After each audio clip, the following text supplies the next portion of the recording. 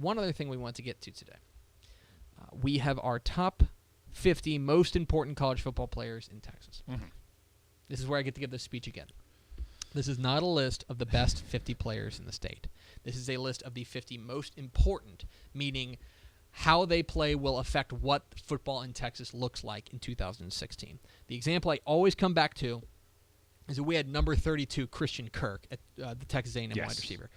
Christian Kirk is not the 32nd best player in the state. He is like, at worst, like the 8th best player in the state. Okay, he's awesome, but because of his situation and because they have such a cupboard full of weapons, Christian Kirk doesn't have to have an amazing year for A&M to be good on offense. Because Ricky Seals-Jones could be great, or Speedy Noyle could be great, or any of these other weapons could be great. But so that's why Christian Kirk is only the 32nd most important player, if that makes sense. Okay. Whatever, so, you jerk, you hate my team. We left off at number 19, which was Zach Wright, the Rice wide receiver. Number 18, North Texas quarterback Alec Morris. I think there was a lot of people around the state, understandably so, who checked out on North Texas football last year. Mm-hmm. They were just like, well, they're terrible because they were. That's not necessarily an opinion. They were really bad. But you may have missed that they have a quarterback transfer in who looks like he's going to be the guy. It's Alec Morris, the former Allen quarterback, who was a backup at Alabama. This is a guy who was recruited by Alabama because he's a really good quarterback. And now you could make the argument that North Texas now has an SEC caliber quarterback for Seth Luttrell to operate with. Alec Morris, and when you look at the way the North Texas offense, offense, the Vanderbilt kind, right, or the Missouri kind, not if you look at the way that how badly the North Texas offense struggled. It was by the end of the year, it was basically Jeffrey Wilson and Prey. You know what I mean? Yeah. But now, if they can add, especially considering what we think Seth Luttrell's offense is going to look like, if they can add this passing threat in Alec Morris, all of a sudden North Texas becomes a lot more viable as a contender in Conference USA. That's number 18, Alec Morris. Number 17, another quarterback, Texas A&M quarterback Trevor Knight, another transfer, another Texas high school kid who went out of state and then transferred back into state. Katy Perry's teenage dream. Trevor Knight. I have very mixed opinions on Trevor Knight because I thought Trevor Knight was incredible at San Antonio Reagan. I thought he was amazing. Yeah. And then he goes up to Oklahoma, and he has that incredible, was it Alamo Bowl, Cotton Bowl? No, Sugar Bowl. Sugar Bowl. He smoked them in the Sugar Bowl. Win over Alabama. Yeah. And everyone goes, oh my gosh, Trevor Knight's the next big thing. Trevor Knight is horrifying last year. Yeah. He was not good. Not good. Not good. He ends up getting benched in favor of Baker Mayfield, Yeah. who was great. Yeah. Now, give him a lot of credit, but it also shows you that there were weapons around him that you can't necessarily blame the pieces around him. It is. It's important to remember that Baker Mayfield, which it ended up being proven that he was great, obviously. Sure. But he won that job in spring. He'd never even played for Oklahoma, and he blew Knight away in spring before the season even started. So Trevor Knight then transfers to A&M, who desperately needed a quarterback after the major signal caller exodus at the end of last year. So in steps Trevor Knight to take over an offense that you would say he is so perfectly fit to run. Yeah. If you hadn't seen that bad stuff. Right. Yeah. Basically, if you go and you say, hey, the quarterback who beat Alabama in the Sugar Bowl is going to Texas A&M, you would go, holy crap, Texas A&M's offense is going to be incredible. Right. But there's all this other evidence that suggests, okay, maybe we need to pump the brakes on it. If Trevor Knight is Sugar Bowl Trevor Knight, A&M goes from kind of middling in the SEC to like legit contender. Right. And if he's not, then that offense all of a sudden kind of slows to a slog. So there's that. Number 16, Texas running back Chris Warren. Chris Warren ended up being, I think, the most valuable player on that offense last year. Yeah, one of the last 3 games, right? I mean, that's not saying a whole lot, but he ended up being the most valuable. And if you believe that Texas is still going to have trouble at the quarterback spot, and there's reason to believe that they will, right? If you believe that, then they're going to have to rely a lot more on the running game. And if they're going to rely a lot more on the running game, that's going to mean a heavy, heavy, heavy dose of Chris Warren. How Chris Warren performs in 2016 is going to have a lot to say about how good the 2016 Longhorns are. Number 15, Baylor quarterback Seth Russell. I mean, even more so now. In fact, you can make the argument that he's only moved up this list. Right. That in a leadership vacuum in Waco, right, with the quarterback, yes, the quarterback is the captain of the offense. But let's not mince words here. Art Briles was the captain of the Baylor offense. Right. He is now gone. Yeah.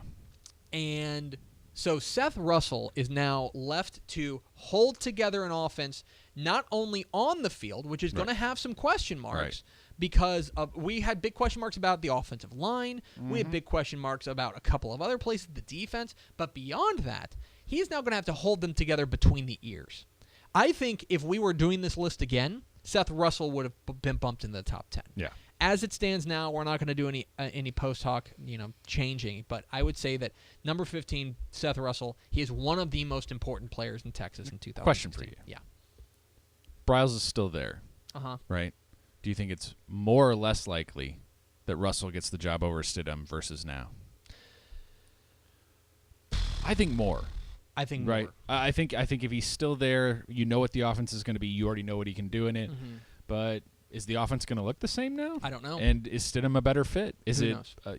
Who knows? Is it one of those situations? Because a lot of those coaches will tell you, if it's even, I'm going younger. Right. But the other thing about this, the Baylor quarterback situation, is that I think Art Briles, if he were still at Baylor, would have had a quicker hook. Probably. In the sense that because he's got... a little more ruthless. He's been a little more ruthless because he knows he's there to win. Yeah. Jim Grobe, God bless him, is there to steer the ship. Yeah. And so if Seth Russell comes out and he, for whatever reason, he is coming off neck surgery, which just makes me so tense. But he's coming off neck surgery.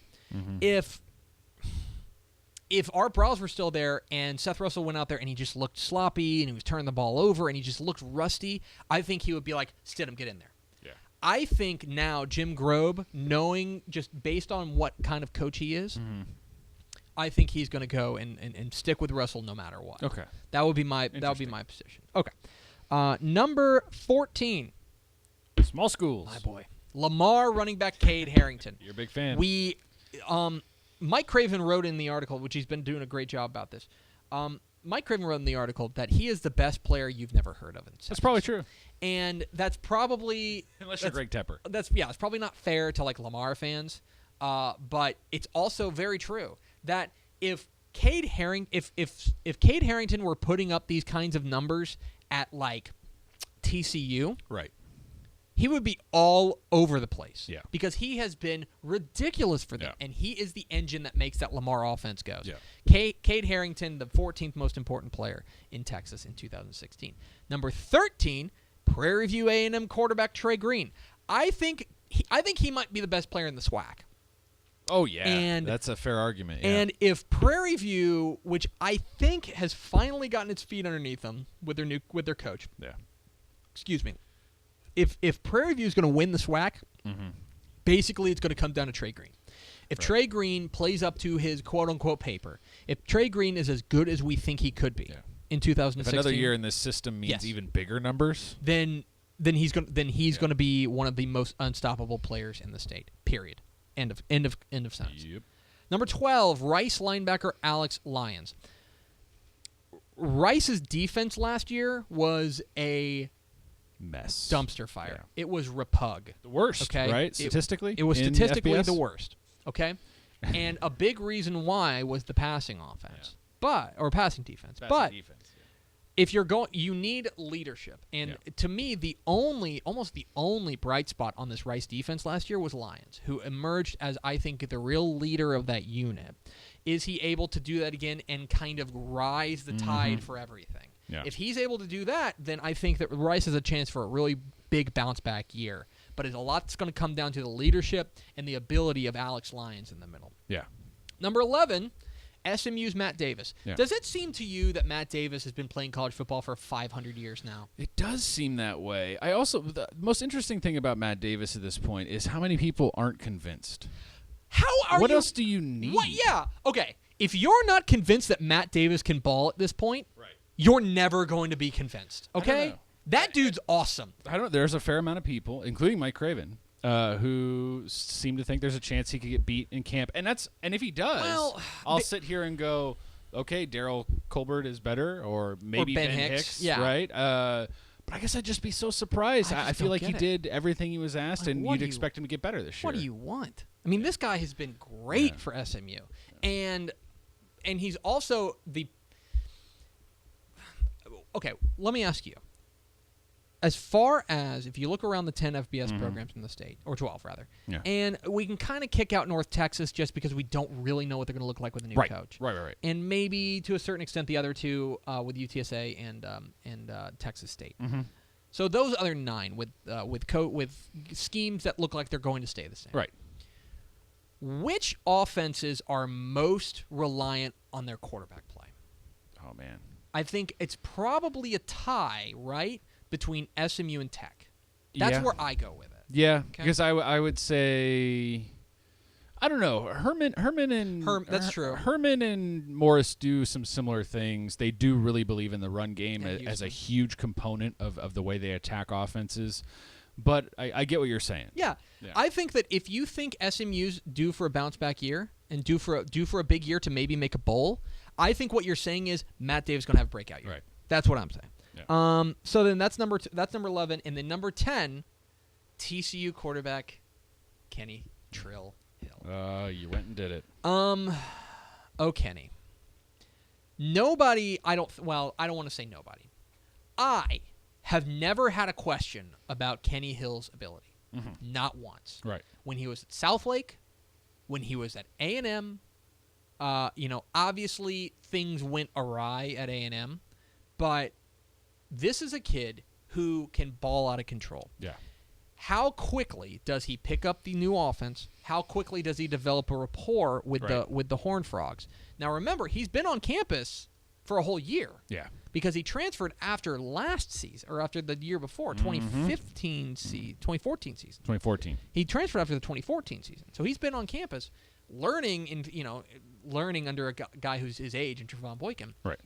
I look at Kenny Hill, and we've talked about this, about how TCU is such a different team this year because last year we had big-time question marks about their defense. Right. Offense, everything's coming back, looked great. Now you switch it. And if you think Trevon Boykin was exceptionally important to TCU last year, and I do, then if you think the TCU offense is not going to skip a beat, you're saying that that's because Kenny Hill can step in. I think that he's as huge. I think to have him in the top 10 is apropos. That's just me. I think so. And as I keep chirping around this office, as I keep parroting, I'm talking myself into TCU as a Big 12 champion. Yeah. And it's all relying on him just doing a good job. Just coming in and doing his thing. So that's our list. We're going to wrap it up in the next couple of weeks. The 50 most important college football players in Texas in 2016.